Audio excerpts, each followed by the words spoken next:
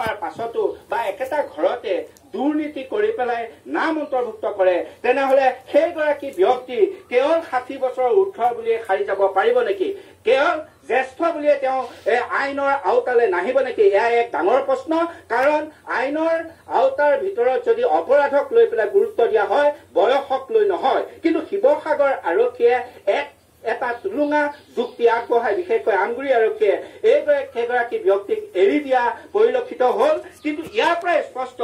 যে যদিও আৰক্ষী বিষয়াসকলে মুকলিকে কবলৈ কিছু কথাত সংকোচ কৰে এই মুকলিকে কবলৈ সংকোচ কৰিলেও এটা কথা কিন্তু স্পষ্ট যে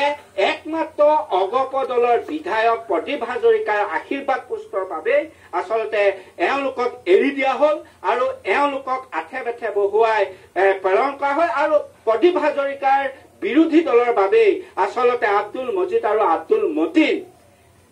আচলতে তেওঁলোকক জেললৈ প্ৰেৰণ কৰা হলে এতিয়া স্বাভাৱিকতে প্ৰশ্ন উঠিব সাধাৰণ মানুহৰ মাজত প্ৰশ্ন উঠাটো স্বাভাৱিক যে আইন সকলোৰে বাবে সমান বুলি কোৱা হয় যদিও শক্তিশালী মানুহ সাহসীয় দলৰ মানুহ মিত্ৰ দলৰ মানুহ থাকিলে আচলতে আইন সমান নহয় আইন পক্ষপাত দুষ্ট হয় আৰু শিৱসাগৰ আৰক্ষীৰ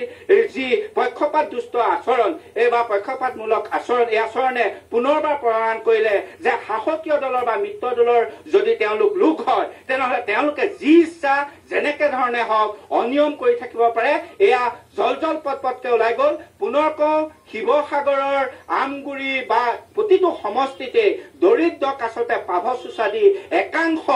ধনী মানুহক একাংশ সচ্ছল মানুহক আচলতে তালিকাভুক্ত কৰা হৈছে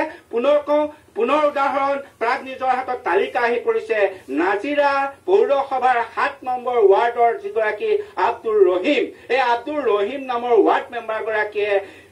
SC বৰ্ডৰ চেয়াৰমেনক তালিকাভুক্ত কৰিছে ONGCৰ যি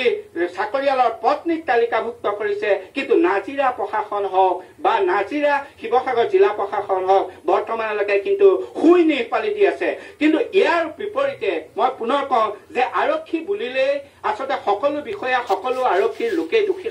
সাব্যস্ত কৰিব নোৱাৰি একাংশ লোকে মই পুনৰ কওঁ শিৱসাগৰতে বিভিন্ন প্ৰান্তত হয় ভৈৰৱকুণ্ড এই মুহূৰ্তত আপোনাক ধন্যবাদ জনাব লাগিব আৰু আমি দৰ্শক